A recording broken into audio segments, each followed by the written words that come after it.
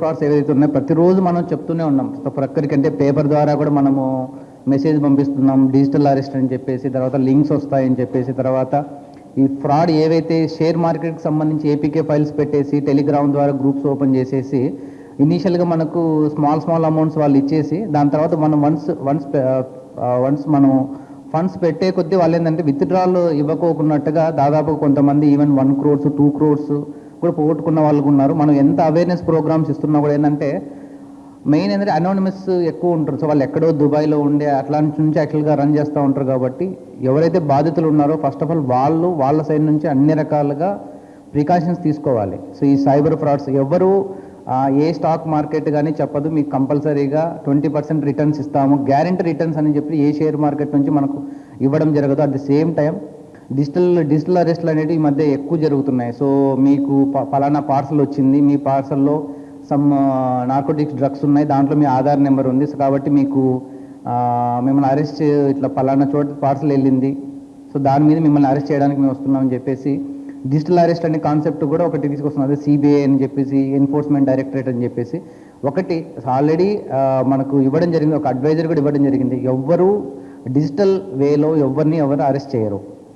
So ఏదైనా ఉన్నా కూడా లోకల్ పోలీస్, ఒకవేళ సిబిఐ అరెస్ట్ చేయాలన్నా, ఎన్ఫోర్స్మెంట్ డైరెక్టర్ అరెస్ట్ చేయాలన్నా కూడా లోకల్ పోలీస్ యొక్క అసిస్టెన్స్ తీసుకొని ఫిజికల్గానే వచ్చి అరెస్ట్ చేస్తారు తప్ప నుంచి ఎవరిని డిజిటల్ అరెస్ట్ అనే కాన్సెప్ట్ అనేది లేదు. కాబట్టి అలాంటిది ఏదైనా వచ్చిందంటే ఇమ్మీడియట్గా లోకల్ పోలీస్కి మీరు సమాచారం ఇచ్చారనుకోండి, మీ విలువైన ఏదైతే హార్డ్ అండ్ మనీ ఉంటుందో మీరు పోగొట్టుకోవడానికి ఛాన్సెస్ చాలా తక్కువ ఉంటాయి. సో డిజిటల్ అరెస్ట్ అనేది కాన్సెప్టే లేదు. ఎవరైనా కూడా ఎనీ సెంట్రల్ ఏజెన్సీ వచ్చినా కూడా కంపల్సరీగా లోకల్ పోలీస్ యొక్క అసిస్టెన్స్ తీసుకొని వాళ్ళని అరెస్ట్ చేయాల్సి ఉంటుంది. కాబట్టి ఇది మేము కంపల్సరీగా ప్రతిరోజు పంపిస్తున్నాం. ఈవెన్ చాలా బాగా చదువుకొని ఎడ్యుకేటెడ్ ఉన్న వాళ్ళు కూడా ఈ గ్రీడీ అనేది ఒకటి దానివల్ల ఏంటంటే తక్కువ టైంలో ఎక్కువ డబ్బులు సంపాదించాలని ఒక గ్రీడీ దానివల్ల కూడా చాలామంది క్రోర్స్ ఆఫ్ రూపీస్ లాస్ అవుతున్నారు. అదేంటి, ఆ ఎర్నింగ్ చేసే క్రమంలో వాళ్ళ దగ్గర ఉన్న డబ్బులే కాకున్నట్టుగా రిలేటివ్స్ దగ్గర నుంచి డబ్బులు తీసుకోవడం, ఫ్రెండ్స్ దగ్గర నుంచి డబ్బులు తీసుకొని క్రోర్స్ ఆఫ్ రూపీస్ ఇన్వెస్ట్మెంట్ చేసిన దాని తర్వాత ఆల్మోస్ట్ 1.5 crores 2 crores పెట్టిన తర్వాత విత్డ్రాల్ ఆప్షన్ రానప్పుడు మన దగ్గరకు వస్తున్నారు. సో ఇనీషియల్ టైమ్స్లోనే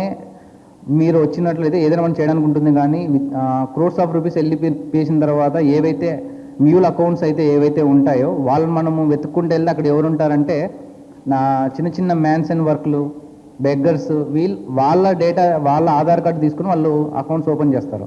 సో మనకు ఎవరైతే మెయిన్ కల్పిట్ మనకి ఎక్కడో ఫార్ అవే ప్లేసెస్లో ఉంటారు తప్పటి నుంచి వేరే ఫారిన్ కంట్రీలో ఉంటారు తప్పనిస్తే ఇక్కడ మాత్రం మనం ఎవరినైతే వెతుక్కుంటూ వెళ్తాం మీరు ఇచ్చిన అకౌంట్ బేస్ చేసుకుని వాళ్ళంతా మ్యూల్ అకౌంట్స్ అనేవి ఉంటాయి.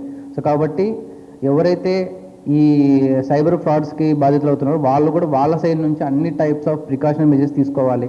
ఏదైనా బ్యాంక్ నుంచి సడన్గా కాల్ చేసి మీ అకౌంట్ బ్లాక్ చేస్తున్నామని చెప్పారు అనుకోండి, బ్లాక్ చేస్తున్నామంటే బ్లాక్ చేయనివ్వండి. మీరు ఫిజికల్గా బ్యాంక్ వెళ్ళేసి కనుక్కోండి ఎందుకు బ్లాక్ చేస్తున్నాయండి అని చెప్పేసి. సో వాళ్ళు ఏదో లింక్ ఇస్తే దాన్ని ఓపెన్ చేసి మన క్రెడెన్షియల్స్ అన్ని మనం ప్రొవైడ్ చేసి ఈవెన్ మన పిన్ నెంబర్ కూడా మనము ప్రొవైడ్ చేస్తున్నాం. మనం ఎంత అవేర్నెస్ ఇచ్చినా కూడా ఏంటంటే ఆ ప్యానిక్ సిచ్యువేషన్లో చాలామంది వాళ్ళ డీటెయిల్స్ ఇచ్చేస్తున్నారు. సో దానివల్ల కూడా చాలామంది వాళ్ళ హార్డ్ అండ్ మనీ లాస్ అవుతుంది. కాబట్టి పోలీస్ తరపు నుంచి అన్ని ప్రికాషన్స్ మనం అవేర్నెస్ ప్రోగ్రామ్స్ కానీ ఇవన్నీ మనము చేస్తున్నాం. అట్ ది సేమ్ టైం బాధితులు కూడా ఎవరైతే దీనికి వెళ్తున్నారో వాళ్ళు కూడా వాళ్ళ సైడ్ నుంచి అన్ని ప్రికాషన్స్ తీసుకోవాలి.